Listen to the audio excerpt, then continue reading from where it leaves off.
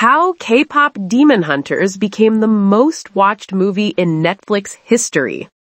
Why is everyone crazy about K-pop Demon Hunters? The numbers are impressive.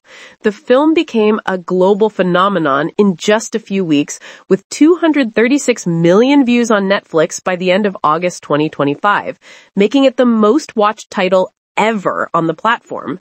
The plot follows a group of K-pop idols who turn into demon hunters, tracking them through spectacular battles, plot twists, and personal challenges.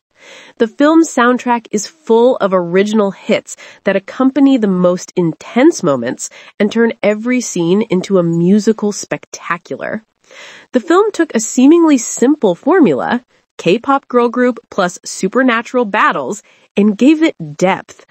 It speaks as much to avid K-pop fans who recognize every reference and every detail of their favorite world as it does to those with no familiarity with that rich culture. The protagonists are not only beautiful and strong, they have relatable flaws and insecurities. Music is a big part of the story. It is not just present in the background, but accompanies the action, energizes the scenes, and helps viewers understand the psychology of the characters. The film culminates with Golden, a hymn to sisterhood and female empowerment that explodes at the moment when the three protagonists, after a series of misunderstandings and a setback that threatens to break up the group, come together for one last rehearsal before the big show. It is the scene before the final showdown, half rehearsal performance and half reconciliation ceremony. The song, with its soaring refrain and intimate stanzas, functions as an emotional code. As they sing, the tensions between the characters melt away, and the music translates into voice what words cannot say. The song was immediately adopted by fans, spawning trends, covers, and shared choreography.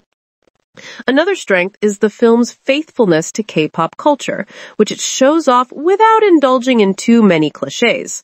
Maggie Kang and her team have curated choreography, aesthetics, and pop details that fans immediately recognize.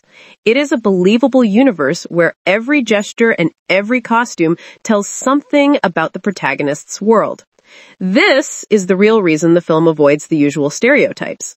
The girls fight, support each other, and truly care about their performances.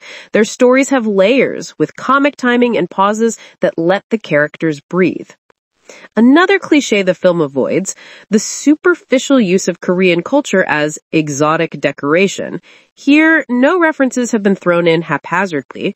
From fan club management to training practices, from backstage dynamics to stage preparation rituals, the details are carefully observed.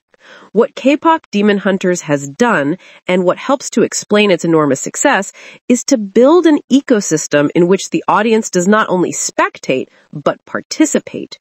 The film's fandom, a worn-out word now, but useful here, is not just comprised of accounts that post photos or comment. It is a machine that produces content dedicated to the movie, with choreography on TikTok, mile-long threads analyzing motivations and script errors. K-pop Demon Hunters has become a collective work of analysis, reflection, and play, a circle that never seems to end. Yet, watching K-pop Demon Hunters closely, one realizes that the real currency of the film is not the plot, but who inhabits it.